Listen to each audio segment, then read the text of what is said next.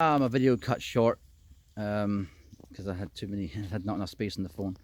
I'll either merge it together or I'll just fucking put another video up. Probably easier putting another one up. I can't be bothered with all the production kind of stuff, as you can tell by my cheapskate kind of never do any graphics or anything. Anyway, what I was talking about before is how I do things. When it comes to eating, I go for the veggie option first, unless I feel like meat or unless the veggie option sucks. I go for chicken. I go for the dumbest meats first.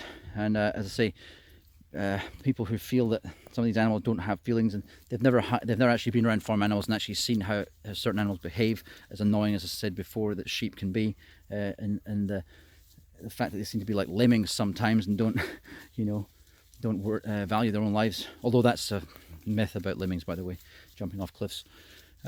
So with this food situation, I think if you kill something and you because I still feel bad at anything, even when I'm fishing, when I whack a fish in the head, if I'm ocean fishing or in the river, I still feel bad, and I would never like to see any waste come from that. So use every bit that you can, and then it also makes you think too, well, do I really need it today? Because we actually eat way too much meat, and that's why we've got so much sickness in the world, because it's just we're basically overdosing our meat addiction. Because where you had to really struggle to get it, primitive man, or even years ago when we were still still had civilization, but we didn't have access to endless food supplies, or if we did, it wouldn't come easy or cheap. It made us have a more balanced diet. It possibly made us live longer, although they say that in ancient times people lived less, but other ancient times, well, if you believe the Bible at least, with the 900-year-old not Muhammad, what's his name again, Noah, was it? Anyway, you take that with a pinch of salt. I don't know. It may, I don't know. I think that what my mum said a while ago, that the rich man's diet, she always thinks that it would be proven to be not good for you.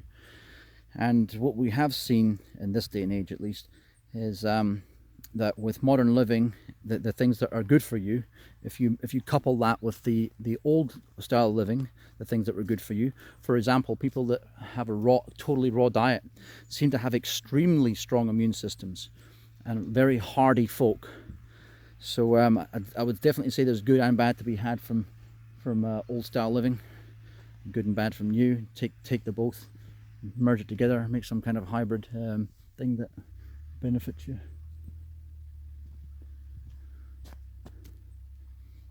It could go that way, but it'd be too muddy probably. Fuck it. Right. Yeah, so this is all I'm trying to do is, if I think more people lived like that, it wouldn't be such a scourge on the planet, the fact that we've got 8 billion of us. And it is a scourge. These people that say, oh, we could have 20 billion easily. Yeah, you could if we weren't living the way that we live now. But there's never been a time in history where human population has been over, even over 2 billion. Like we're a first. And I think it shows in the amount of remains that there are of ancient cities and stuff, and the size that those cities were, kind of support that.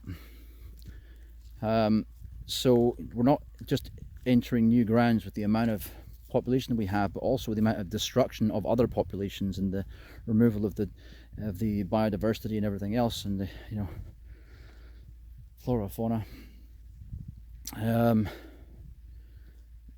Coupling that together with our sheer consumption of everything around us, from fuels to everything else that we don't even need to do. I know there's a big argument right now about all the renewables. They require oil to make them. For example, the high carbon glass that's used in solar panels.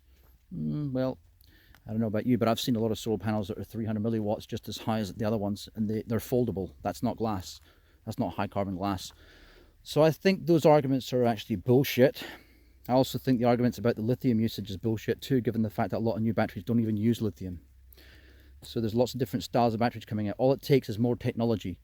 If you don't create the problem of how do we, okay, we're not going to use this one thing, right? That's a problem. What we're going to use now. Innovation happens. If you say there's no problem and you keep on using the thing that's choking you, forget about global warming. I never bring that one up. I bring up pollution. We can see it all around us.